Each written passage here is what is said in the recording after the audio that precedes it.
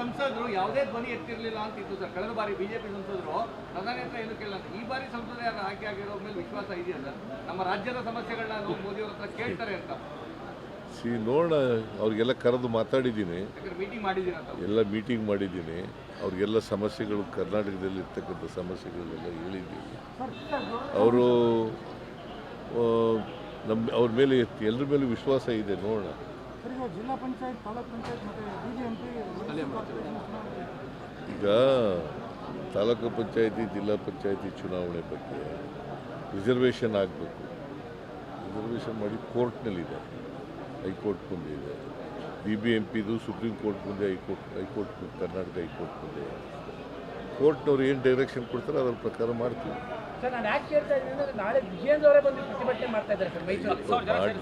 ಈಗ there are two issues ತಿಳ್ಕೋಬೇಕು.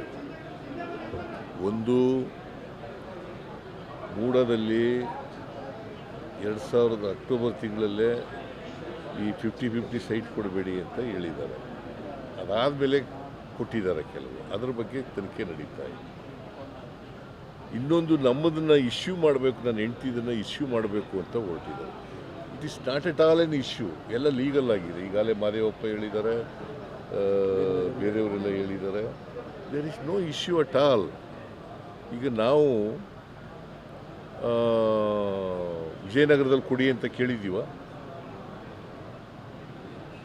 ಕೇಳಿದ್ದೀವೇನ್ರಿ? ನೀವು ನೋಡಿದ್ದೀರಾ ನಮ್ಮ ಅರ್ಜಿನ?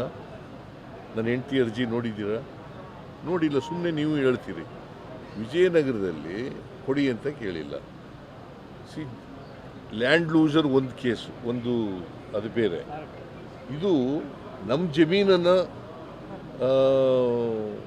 ಇಲ್ಲೀಗಲಾಗಿ ಟೇಕ್ ಓವರ್ ಮಾಡ್ಕೊಬಿಟ್ಟವ್ರೆ.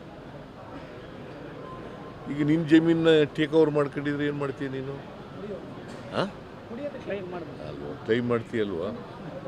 ನೀವು ನಿಮ್ಮ ಜಮೀನು ಟೇಕ್ ಓವರ್ ಮಾಡ್ಕೊಬಿಟ್ರೆ ಏನು ಮಾಡ್ತೀರಿ? ಕ್ಲೈಮ್ ಮಾಡ್ತೀರಿ ಅಲ್ವಾ? ಅದೇ ಆಗಿರೋದು ಇಲ್ಲಿ. ನಮ್ಮ ಜಮೀನಿಗೆ ಪರಿಹಾರ ಕೊಡಿ ಅಂತ ಕೇಳಿದ್ದಾರೆ. ಅವರು ವಿಜಯನಗರದಲ್ಲಿ ಕೊಟ್ಟಿದ್ದಾರೆ ಜಮೀನನ್ನು. ಅದು ಆಮೇಲೆ ನಾವು ಟೇಕ್ ಓವರ್ ಮಾಡ್ಕೊಂಡಿರೋದು ಇಲ್ಲೀಗಲಾಗಿ ತಪ್ಪು ಅಂತ ಮೂಡಾದವರೇ ಒಪ್ಕೊಂಡಿದ್ದಾರೆ. ಮೂಡಾದಲ್ಲಿ ಮೀಟಿಂಗ್ನಲ್ಲೇ ಒಪ್ಕೊಂಡಿದ್ದಾರೆ. Where is the issue? ಹೇಳಪ್ಪ ನೀನು.